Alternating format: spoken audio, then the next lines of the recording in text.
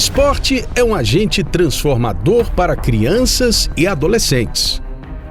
Para o entrevistado desta semana, foi ele, o esporte, que lhe garantiu o desenvolvimento de sua vocação de liderança, das quadras de futsal para a gestão pública, nas esferas municipal e estadual.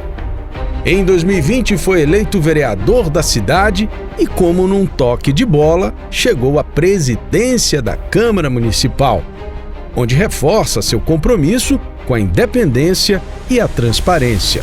O entrevistado de hoje é o camisa 10 do momento, que liderou o movimento que impôs a primeira derrota ao prefeito da cidade de Manaus durante a sua gestão. É ele, Caio André.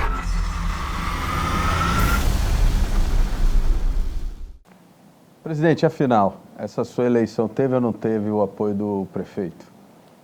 Do prefeito não teve apoio, né? O prefeito esteve sempre como estadista que é, olhando a distância, vendo a Câmara, escolheu o representante da qual ela preferia, e graças a Deus fui eu.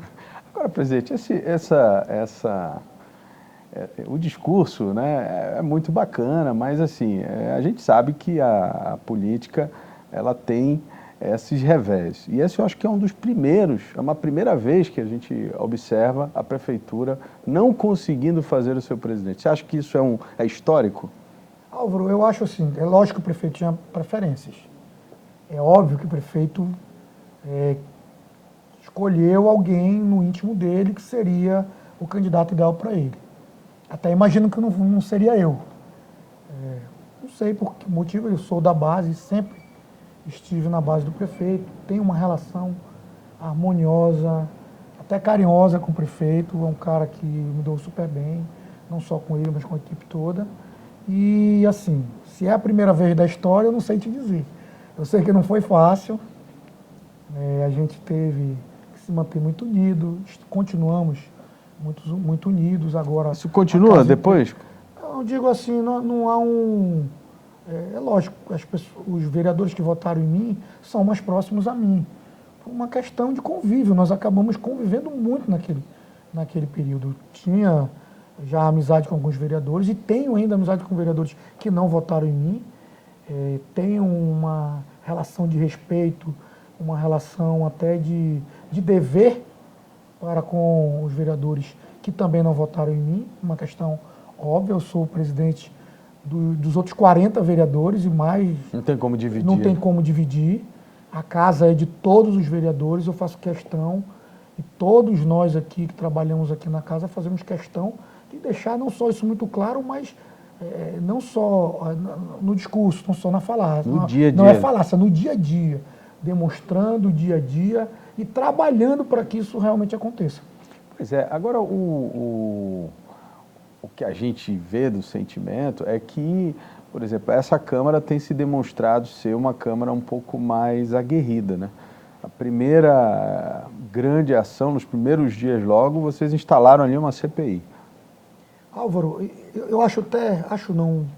eu tenho convicção que isso também tem como partícipe a prefeitura, o próprio prefeito. Ele comunga dessa... Como o prefeito é alguém que veio do Legislativo, que também trabalhou na Assembleia Legislativa, foi presidente, ele enxerga que essa independência é importante. O prefeito não é alguém que faz esse tipo de intervenções. É o meu primeiro mandato, é difícil eu falar do passado porque eu não vivi. Eu posso dizer do que é hoje. Nós temos a autonomia, a independência necessária, como rege a Constituição, para realizarmos nosso trabalho da melhor maneira possível. Não tem aquela ligação, olha, eu queria passar isso, ou se tem, é uma coisa mais... Se tem, para mim nunca houve. Nunca houve. Do prefeito, nem de ninguém da prefeitura. E da maioria dos vereadores que estão se colocando nessa questão também. É porque eu lembro de uma época, Caio, que eu não sei se era chefe da Casa Civil, mas era alguém que tinha uma função na prefeitura, sentava na mesa de diretor ali e ficava despachando a Câmara junto com o presidente da casa, né? Isso é muito estranho, né? Muito estranho. Não é dessa... Aliás, fazendo um parênteses, não é dessa gestão do Davi, tá? Para ficar bem claro. E é Álvaro, de passadas. É muito estranho e até antidemocrático. Vejamos, a Câmara por muito tempo passou até uma imagem para a população como um cartório da prefeitura, que só carimbava aquilo que a prefeitura para cá enviava. Isso é muito ruim para todo mundo, até para a prefeitura, até para qualquer prefeito, porque simplesmente acha que tudo que está fazendo está certo. E nem sempre está. E mesmo que esteja, há sempre um detalhe ou outro, ou uma colocação ou outro, ou um pedido a mais que deve ser pelo menos analisado. E aí, Álvaro, esse é o motivo pelo qual eu entrei na política. Acredito que eu e muitos outros, nós temos hoje uma Câmara de muitos vereadores de primeiro mandato. Que, aliás, né, antes que você continue aí nesse raciocínio, é muito resultado, essa renovação, da conduta que os anteriores tiveram. Era exatamente esse ponto que eu ia chegar. Em função desse tipo de conduta, é que se modificou muito os representantes que hoje a Câmara Municipal tem. Foi uma renovação grande. Mais de 50% da Câmara é hoje de primeiro mandato. Isso fez, Álvaro, com que os vereadores que aqui chegaram de primeiro mandato, e eu me incluo nisso, dissessem a si mesmo, nós precisamos fazer diferente. Como é fazer diferente? É justamente nesses pontos. Eu sou base, mas eu tenho a minha opinião própria, eu tenho a minha independência. Eu posso fiscalizar, aliás, eu devo fiscalizar a prefeitura. Eu devo apontar onde os serviços não estão acontecendo a contento. Eu devo e preciso dizer isso porque eu estou representando toda uma população, e não só aqueles que votaram em mim, mas todos aqueles que vivem na cidade de Manaus. Eu devo mostrar à população e dar à população, em forma de trabalho, aquilo que eles almejam. Então, se eu penso assim, acredito que muitos outros que estão caminhando nesse sentido também pensam. E aí não são só os novatos, tem muitos vereadores que já têm mandato que também pensam que é um momento. O Brasil está vivendo esse momento, Álvaro, de mudança, de virada de chave. Eu ia chegar nisso, e é legal você falar disso, porque diferente dessa experiência que a gente está tendo em Manaus, você observa uma crítica muito grande ao Congresso Nacional, ao Senado, por, de certa forma, prevaricar em algumas questões de fiscalização dos outros poderes, né? Você vê, por exemplo, o acúmulo de pedidos de impeachment de ministros do Supremo que sequer são colocados à prova. Quer dizer, não se trata de condenar ou afastar, mas simplesmente de colocar para que o plenário decida e avalie. Nem isso a gente está tendo oportunidade. Nem isso, o plenário é soberano, porque o plenário vai exprimir exatamente, em teoria, lógico, o sentimento da população. Se os representantes que ali estão, como aqui estão, representam os vários segmentos da nossa sociedade, quando sai uma votação que a maioria determina o que deve ser feito, ali está, em teoria, o que a maioria da população deseja. E isso é a democracia. É o que se chama de Estado Democrático de Direito. Estado Democrático de Direito é o que está na nossa Constituição. A Constituição, ela se prevalece justamente nesses momentos. E eu penso exatamente isso. Aqui, quando eu me candidatei a presidente, eu disse exatamente isso. Que a Câmara ia ser independente, transparente, não que a Câmara não fosse independente nem transparente, mas que ela teria muito mais independência, muito mais transparência e, acima de tudo, eu ia fazer, e estou fazendo desde o primeiro dia de mandato, fazer justamente isso, sentar aqui com quem dialoga com a população, quem leva as informações para a população, para que a população se sinta informada do que os seus representantes, do que o Poder Legislativo está fazendo e deseja fazer em seu nome, porque nós estamos aqui representando e em nome do poder do povo, porque todo o poder emana do povo, de cada cidadão da nossa cidade. Agora, presidente, o senhor pegou uma Câmara diante de um processo, a gente precisa lembrar, né, até para contextualizar, naquele momento o presidente que estava, que era o vereador Davi Reis, tentava mudar a legislação para que ele pudesse ser reconduzido, o que não é permitido pela legislação vigente, né? Como é que o senhor recebeu a Câmara? muito desorganizada, gasto, porque assim, foi uma gestão, aí a gente, pro outro lado, né? Foi uma gestão com muitas denúncias.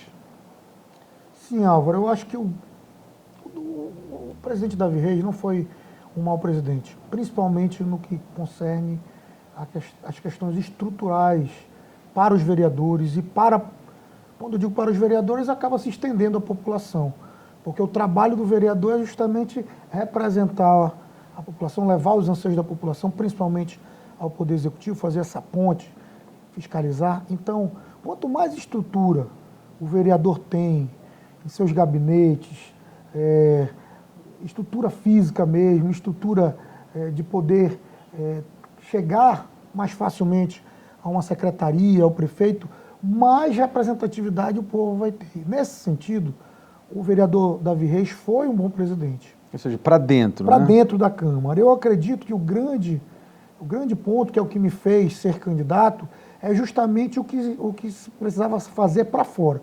A Câmara, como caixa de ressonância da sociedade manauara, ela não pode se resumir a simplesmente trabalhar as leis, a simplesmente vir aqui nas segundas, terças e quartas e discutir os projetos. Eu acredito que nós temos que dar algo a mais de contribuição para a sociedade. Tem um papel social, né? Tem que além do haver muro esse daqui, papel né? social. É igual a história do juiz. O juiz, antigamente, no século XIX, ele tinha que se ater somente à letra da lei. Falo só os autos, tá aqui. Aqui, só o que está nos autos. Hoje, o juiz ele tem que ser muito mais amplo, ele tem que olhar a questão social. Não são mais só os direitos fundamentais, tem a questão da sociedade em si, tem os direitos coletivos que estão difusos. E tudo isso é inerente à nossa sociedade que está em transformação. Não é diferente do papel da Câmara. A Câmara hoje precisa dialogar com tudo isso. A Câmara precisa ser mais participativa, a Câmara precisa levar à população o seguinte sentido: política não é ruim. Você faz política todo dia na sua vida, política partidária é outra coisa. É o que nós fazemos aqui. Mas política tem na tua empresa, no teu bairro, no futebol, no clube social que você participa. A política é inerente à nossa sociedade. E o ser político, quem pensa a municipalidade, quem pensa como deve ser a nossa sociedade, isso precisa estar mais exacerbado. As pessoas da cidade de Manaus, elas precisam ter, Álvaro, saber exatamente o que são os seus direitos e o que são os seus deveres. Saber que o teu direito acaba onde começa o do outro. Porque isso às vezes se confunde. Você acredita que o seu direito, às vezes, é preponderante ao maior que maior do que o do outro. Porque nós somos seres individualistas, somos indivíduos. Mas a Câmara precisa participar dessas discussões. Eu quero a Câmara, Álvaro, eu quero que a Câmara seja um órgão de vanguarda na questão sustentável, que nós possamos ser exemplo de sustentabilidade para todo o Brasil, quem sabe para o mundo, porque nós moramos na cidade de Manaus, que é a capital do Amazonas, que é a capital da Amazônia, que o mundo inteiro fala e não sabe nem o que é. As pessoas não sabem qual é a nossa realidade. O mundo não conhece a realidade do Amazonas, nem da Amazônia. É isso mesmo. Não sabe quanto tempo quem mora lá no Apuaú ou no Aruaú leva para chegar em Manaus para vender o seu pescado, para vender a sua mandioca, o quanto isso gasta, ou quando vai votar, ou quando vai para a escola, quanto tempo leva para chegar na escola. Isso é diferente, nenhum lugar no mundo é igual o Amazonas. Eu quero a Câmara na vanguarda na questão da acessibilidade das pessoas com deficiência se sintam acolhidas nesta casa. Eu quero que a Câmara esteja na vanguarda na questão de cowork, que as pessoas cheguem à Câmara e entendam que aqui nós vamos conseguir ter um hub de serviços que possa auxiliar aqueles que não têm condição de ter internet e fazer o seu trabalho aqui. Legal isso. Isso é a ideia. Isso é uma ideia que nós temos. É vanguarda isso. Isso é vanguarda. Eu quero que a Câmara faça parte dessa vanguarda e ajude a formatar essa nova sociedade que está aí se formando. Quero que o meu filho veja isso com orgulho, que ele daqui a um tempo, meu filho tem 9 anos, vai fazer 10 esse ano. Daqui a um tempo ele enxerga a Câmara como um órgão importante para a cidade de Manaus.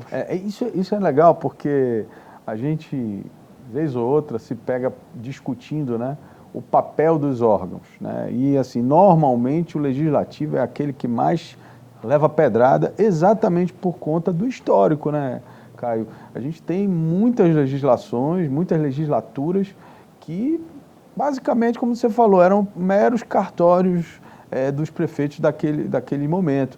Então, a sociedade, de certa forma, foi meio que aglutinando. E o interessante também é que boa parte dos escândalos, né, de corrupção e etc., os maiores pelo menos, de uma forma ou de outra envolviam membros ali do Legislativo. Eu falo principalmente no nível nacional. E isso tudo vai minando a imagem de um pilar da nossa democracia, que é o Legislativo, né? Queria que você falasse um pouco desse conceito mais geral de como o Legislativo precisa, digamos assim, enxergar esse novo momento. Porque você vê, por exemplo, um protagonismo do Judiciário, como nunca visto, e um enfraquecimento agora do Executivo. Hoje, um presidente da República ou um governador, ele pode muito pouco, né? Hoje, tudo que ele faz tem uma decisão contrária, alguém embarga, alguém não sei o quê. Quanto a isso, Álvaro, e aí eu quero abrir um parêntese na tua pergunta, porque ela me dá uma oportunidade de falar algo que eu tenho muito claramente na minha vida, antes mesmo de pensar em ser político. Eu penso o seguinte, que há uma evasão de competência muito grande entre os poderes. Hoje, como nossa sociedade está em transformação, hoje o poder judiciário às vezes invade a competência do executivo, do legislativo. Quer legislar, né? Quer legislar. O próprio Ministério Público às vezes impede que o executivo realize algum tipo de serviço, porque entende de forma preliminar, vou deixar essa palavra, eu ia dizer outra, mas de forma preliminar, o MP entende, não que eles estejam errados, é porque nós realmente estamos em formação. A nossa sociedade ainda é muito jovem. Nós temos pouco mais de 500 anos de história, o Brasil como um todo. Isso faz com que a gente tenha alguns momentos de atrito. E no Legislativo isso é muito claro. Quando a gente fala em relação ao Legislativo, e tu me provocas nesse sentido, eu digo que isso passa muito mais do que só o Legislativo. É algo mais sobre o político partidário, o representante, o político que entra em eleições. A população, de modo geral, nos enxerga, e agora eu me incluo nisso porque eu virei vereador, eu estou vereador, me coloquei à disposição da população, ele nos enxerga a partir do momento que você tem um cargo eletivo como alguém diferente. Opa, por todo o histórico que o Brasil tem. Mas eu quero deixar algo muito claro. Nenhum político, seja ele do Poder Legislativo Municipal, do Poder Executivo, seja, vou fugir da política, do Judiciário, do Ministério Público, da Defensoria Pública e nas esferas estaduais e federais, ninguém dessa turma, e aí eu me incluo, veio de Marte ou de Júpiter. Nós somos fruto da nossa sociedade. Na nossa sociedade existem bons profissionais, maus profissionais, boas pessoas, pessoas não tão boas, gente decente, gente não decente, pessoas que tratam a vida com valores reais e gente que não trata com valores reais. E o retrato da nossa sociedade está em cada lugar. No Legislativo ele fica mais exacerbado, pelo número. Por quantidade de gente, claro. Pela quantidade.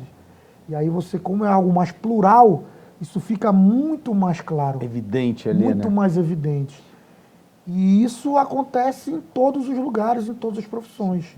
É um retrato fiel do que é a nossa sociedade. Se alguém comete um crime na política, cometeria também fora dela. A vida privada. É lógico que na política a consequência é muito maior, porque você tem ali depositado toda a esperança de um povo, tem ali depositado os votos de muita gente, e você representa toda uma sociedade, seja no Poder Executivo ou no Legislativo. E isso é muito grave. Por isso que essa pecha pega muito para os políticos.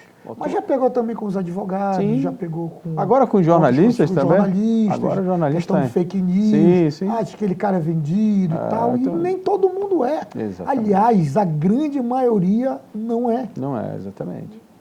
Aliás, muitas das fake news nem por jornalistas são feitas. Eu Né? diria que quase todas. Não passa nem pelo crivo de um jornalista. Bom, agora, Caio, ouvindo você falar de política com tanta propriedade, eu fiquei me perguntando assim, o que fez o Caio entrar para a política, né? Eu lembro de você advogando, antes disso chegou a ser no futebol, não foi? Conta pra gente essa história aí, essa trajetória. Cara, Álvaro, é um negócio muito engraçado. Eu sempre fui muito político, não político partidário. Aquele político do dia a dia, da relação ali. Eu sempre pensei e fui muito crítico em relação não só à política partidária, mas à municipalidade, ao mundo em que eu vivia, até dentro do futebol mesmo, dentro do clube.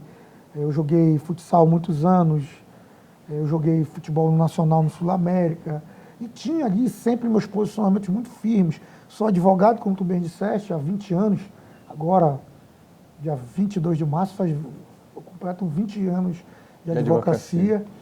E também sou muito crítico à advocacia, à questão de como o advogado é tratado, principalmente nas varas e tal, porque não era para ver questões hierárquicas entre juízes, promotores e advogados, mas de fato existem. Existe, né? A gente, nas nossas prerrogativas, diz que não existe, mas existem. É algo muito claro. E isso, porque eu sempre fui esse ser político, eu trabalhei em assessoramento de políticos, eu trabalhei como vereador, trabalhei como assessor, como... então você já foi ali, né? Eu trabalhava assessoria jurídica, também trabalhei muito na área esportiva como dirigente esportivo, fui fundador e primeiro presidente da Atlética Ciesa, onde eu fiz faculdade, fui diretor ainda do Grêmio Estudantil do La Salle, de esportes, depois trabalhei na Secretaria Municipal de Esportes, fui todos os cargos lá, todos os cargos, até subsecretário lá, não cheguei a ser secretário, depois na SEGEL também, e a vida acabou me levando em 2016, para um momento em que, de indignação, estava começando esse movimento geral de indignação no país, e em Manaus não era... Grandes manifestações. As grandes manifestações, em Manaus não era diferente, e o nosso grupo de amigos e a família, a gente diz, ninguém vai votar mais em ninguém não. Ninguém vai mais trabalhar para nenhum... político. A gente se decepciona, a gente acaba, sei lá, se estressando, ficando ansioso, né? Vida. A gente não se sente representado. Então, era isso mesmo, ninguém vai mais votar em trabalhar para candidato nenhum, beleza. A partir de agora nós vamos ter uma candidatura. Eu disse, é isso que a gente tem que fazer. Vai ser tu, Caio. Eu disse, peraí, agora não, calma. Com o meu escritório... Tudo funcionando. Tudo funcionando, a minha vida. Meu filho era novinho, tinha 3 anos de idade, mas a gente viu que era um momento, existiam muitas mudanças também na legislação eleitoral que permitiam a possibilidade de realmente renovações, como tem acontecido. E aí a gente... Foi aquele fim das coligações, né? Fim das coligações, exatamente. E a primeira vez eu me filiei num partido político, em 2016. Me filiei à época ao PL ou PR, que mudou de nome nesse tempo, mas é o PL. É o atual PL. Me filiei naquele momento, muito porque o Marcelo Ramos ia ser candidato a prefeito pelo partido, e eu tenho uma relação com o Marcelo Ramos de uma vida inteira. Nós estudamos no mesmo... Nós somos amigos, nós estudamos no mesmo colégio, moramos no mesmo bairro, crescemos juntos, jogávamos bola juntos, e era alguém que eu apostava para ser... Mas ideologicamente pensam igual? Não, nós temos muitos pensamentos iguais e muitos pensamentos divergentes, muitos. Como tem que ser, né? Tem que ser, isso tem que ser normal. Nunca concordei com até tudo. Porque a resenha é boa quando é assim, né? A resenha é boa. Eu não concordo com tudo nem com meu pai. Meu pai tem os pensamentos políticos dele, eu tenho os meus. Às vezes a gente está afinado, às vezes nós não estamos. E assim é com os meus irmãos, com meus tios. Mas o importante é que nós sempre respeitamos a opinião do outro. Eu acho que isso é fundamental, até para o convívio em família. A gente sabe que esse período que se passou foi difícil. Se você fosse... E eu até acredito que a maioria das pessoas não era nem uma coisa nem outra. Mas se você falasse mal do presidente, que era... você era o outro que virou presidente. Aí causava um cisma, acabava grupo de WhatsApp e o caramba. E, para ser bem sincero, eu nunca fui nenhum dos dois. Eu estive já muito inclinado ao bolsonarismo. Fui, naquela época, votei em 2018, votei, enxerguei muitos erros, mas não sou nenhuma coisa nem outra. Eu sou algo muito menos radical. Politicamente. Mas eu acho que, por mais que a gente veja um mundo hoje bem polarizado, né, a verdade é que o que dá certo mesmo é o equilíbrio, né? A gente tem que entender isso, que nem tudo que de um lado está totalmente errado, muito menos do outro, né? Álvaro, eu fui conciliador do Tribunal de Justiça em 2000. Pronto, daí já... 2000. Só bronca. 2000, 99 e 2000. Eu era menino, tinha 20 anos, 19, 20 anos, e era conciliador do Tribunal de Justiça do Estado. Trabalhava lá na Cidade Nova, no Mutirão. Azarias, né? No 5º... Não era no tribunal. No fórum, não. No fórum, não, era no 5º batalhão. Aliás, era no batalhão da polícia, mas funcionava o 5º Juizado Especial Civil e o 15º Juizado Especial Criminal. E eu era conciliador dos dois. E eu aprendi algo muito importante na minha vida, que a vida precisa ter muito esse equilíbrio. Quando alguém te conta uma coisa, você ouve, tapa um ouvido. E vai lá pro outro ouvido. E aí ouve o outro lado, tapa o outro ouvido, se faz juízo de valor. E o bom senso é o melhor remédio para tudo. Bom senso. Você busca o equilíbrio e segue em frente, que as coisas caminham quase sempre na direção certa. Bom, falando em direção certa, você tem aí 2 anos, né? Até 1 ano e meio, na verdade, né? Acho que chega a 1 ano, na verdade, né, cara? Até a eleição, né? Bom, o período eleitoral é a partir de agosto, né? Então tá falando aí de 1 ano, vamos falar de 1 ano e meio, mais ou menos.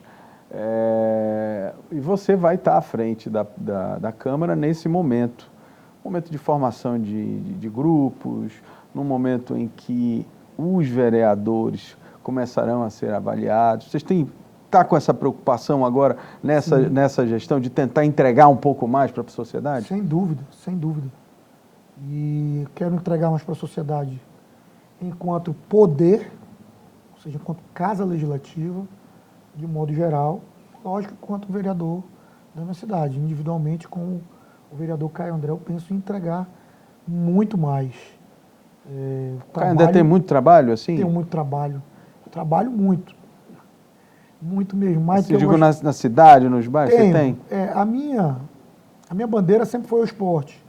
Mas eu discuto já desde sempre os principais assuntos da cidade. Estava agora mesmo no Dom Pedro, tratando sobre a questão dos medidores aéreos, dos quais eu tenho um projeto de lei aqui. Isso é uma confusão, na verdade, Isso é uma confusão.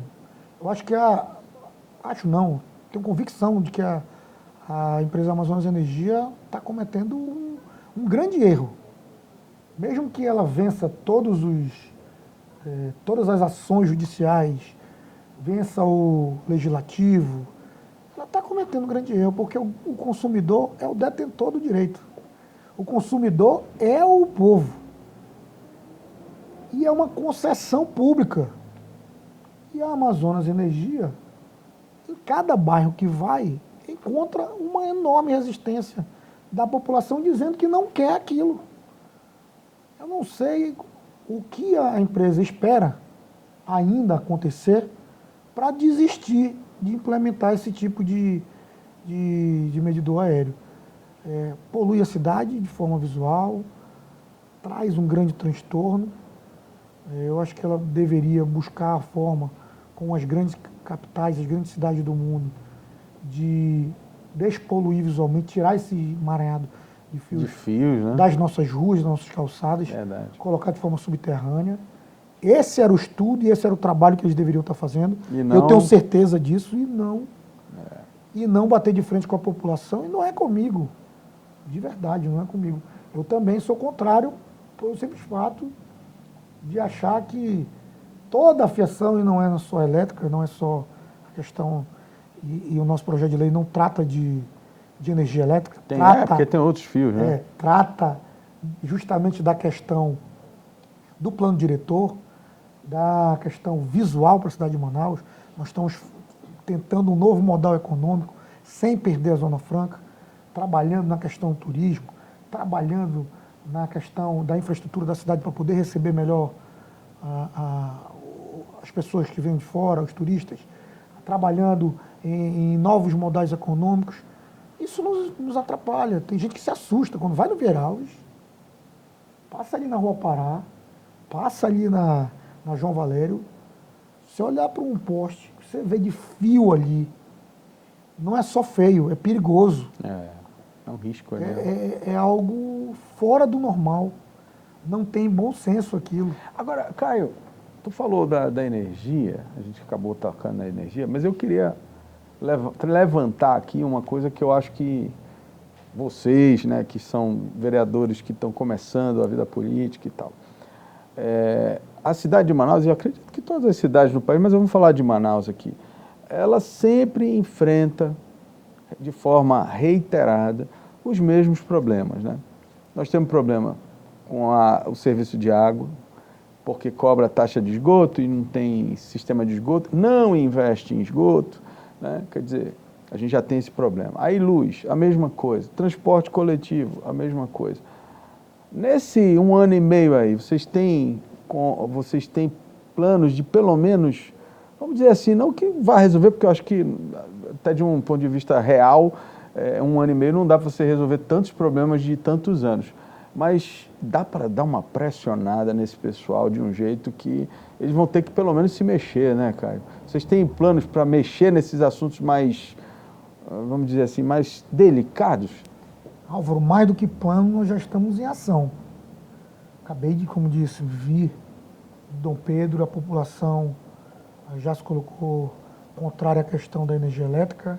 Nós já temos um projeto de lei que não foi criado só por mim, foi um projeto que nasceu no seio da Defensoria Pública do Estado do Amazonas, em virtude das inúmeras denúncias ali recebidas, com o PROCON também, e nós sentamos e encontramos uma solução dentro da competência do Poder Legislativo Municipal para barrar aquilo que a população já, de forma reiterada, não quer. Na questão da água, nós já montamos aqui a CPI, já está instaurada, agora nós vamos, nessa semana, deliberar em plenário, na outra semana devemos montar os membros e iniciar os trabalhos. Tá, mas aí, por exemplo, a CPI vai chegar num número lá, numa situação, né? E a gente precisa fazer essa empresa cumprir com isso, né? Acho que essa é a questão. A questão é exatamente essa, é porque nós vivemos tanto tempo vendo algumas CPIs em que o resultado não foi o esperado por aquilo que a população ansiava. A CPI, eu acho até legal, porque assim, eu não acho de todo errado tudo que a gente vê de CPI, porque no fundo você acaba aprofundando aquele assunto. Isso é fato, isso é um grande ganho. Por exemplo, até aquela CPI do Covid, a gente ouviu de tudo ali. Né? E aí você, no final, você chega, a própria sociedade, você faz os juízos de valor. O caso da água, como já foi a do combustível, né, por tantas vezes, a gente já tem assim, muita ideia do que é o problema, né? A questão é que fica nisso, essa é a questão. Álvaro, o grande ponto é exatamente isso. Pelo menos conhecimento nós vamos ter. Porque nós não sabemos se a empresa hoje, quanto a empresa investiu, realmente em esgoto principalmente. A questão da água melhorou muito na cidade de Manaus, do que era 10, 15 anos atrás, mas ainda precisa melhorar muito. E a empresa, verdade seja dita aqui, precisa ser dita. A empresa é uma empresa nova, de 2019 para cá. Adquiriu em 2018 esse contrato, e de 2019 para cá, e com a pandemia no meio. Assim mesmo, a empresa tem, e é uma empresa de know-how conhecido no Brasil. Cuidam de várias cidades Petrópolis e tal. Várias cidades no Brasil, tem um fundo garantidor. Parece-me ser uma empresa séria, mostra seriedade. No entanto, nós não temos aqui como saber quanto realmente foi investido, quanto de esgoto tem na cidade de Manaus.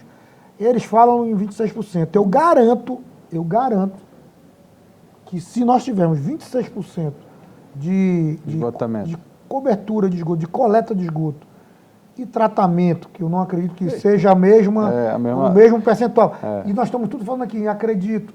Por quê? Porque nós não temos esses números. E nunca mandaram. Como é que a Câmara Municipal de Manaus não tem esses números? É isso aí. Isso por si só já vai valer a pena. Mas, voltando ao assunto, desses 26%, 18% foi investimento nosso. Nosso, que eu digo, foi pago pela população. Com os Prosamis. Né? Com o Prosamin, quantos Prosamin? A maior parte da malha de coleta de esgoto e tratamento de esgoto da cidade de Manaus, sem menor chance de errar, foi o poder público que fez. Ou E seja, nós a é que empresa, pagamos. na verdade... E a empresa agora está querendo cobrar 100% de nós, principalmente de você que está em casa, que tem um arroxo salarial, que tem inflação, que tem uma série de problemas. Paga R$100 de água, vai pagar mais R$100 de esgoto. Por um serviço que nós nem sabemos se está tendo todas as etapas concluídas, não só. Porque não é só coleta. Tem que ter a coleta, tem que ter o tratamento e tem que ter a devolução de forma saudável para o meio ambiente. Isso nós precisamos saber. Isso precisa estar muito claro. Álvaro, eu garanto a vocês que nós vamos discutir essa questão da taxa. Porque se uma das etapas não estiver acontecendo na tua casa, tu não tem por que pagar 100%. É uma questão de lógica. De direito do consumidor também, né? De direito do consumidor não, porque já existe um enunciado do STF que diz que basta colocar à disposição a coleta que já pode... Não, o que eu digo é meio louco isso. É meio louco isso, é meio louco. Tudo bem que o STF decidiu isso, mas é meio louco. E aí, contra a decisão judicial, não se discute, você cumpre, e aí a gente busca outras formas de até legislar para que isso não aconteça. E é para isso que o Legislativo existe, é para isso que o Legislativo tem que estar pujante e próximo do que a sociedade vive e mais anseia. Então, quanto a isso, Álvaro, eu tenho convicção de que, primeiro, nós teremos acesso a todos esses números. Quantas vezes essa empresa foi multada? Exato. Eu não sei dizer. Para onde foi o recurso da multa? Houve multa? Porque o que já houve só em 2021 e 2022 de rompimento de adutora, de asfalto quebrado, recém-colocado, esse é um problema. Com a reposição ridícula, que aquela reposição é ridícula, para ficar no mínimo. No popular, né? No popular, para não... Porque nós estamos sendo filmados, que se eu estivesse em casa eu estaria dizendo de outra forma, né? Ridícula aquela reposição do asfalto, deixando um problema para toda a cidade. Ou seja, nós temos um problema duplo. Nós estamos gastando dinheiro com asfalto, estamos tendo esse dinheiro desperdiçado, depois é colocado um sobressalente lá, um step se é que existe de asfalto lá, que logo se quebra e traz todo um transtorno para toda a cidade, e o serviço ainda não é entregue de qualidade, não tem entrega com qualidade. E aí a gente sabe que nós temos também problemas educacionais, problemas nossos de sociedade, de seres viventes de manauaras. Quais são esses? Muita gente liga seu esgoto na rede de drenagem. Vou dar um número aqui, que é um número meu, tá? Tenho certeza que mais da metade da população... Para o pessoal entender, a drenagem é aquele sistema de tubos para evacuar a água da chuva. As águas pluviais. Águas da chuva. Tu sabes quando é que... Aí o cara vai lá e bota o cano do banheiro dele. Bota. Entendi. E quase todos, e às vezes até sem maldade. Sem saber mesmo. Acha que aquilo é o correto. Eu vou dar um exemplo claro. Se choveu e retornou o esgoto para dentro da tua casa, tua casa está com a ligação clandestina, infelizmente. está na ligação da rede de drenagem Da rede de drenagem. que não é para ir água de esgoto para lá, porque não vai ter tratamento.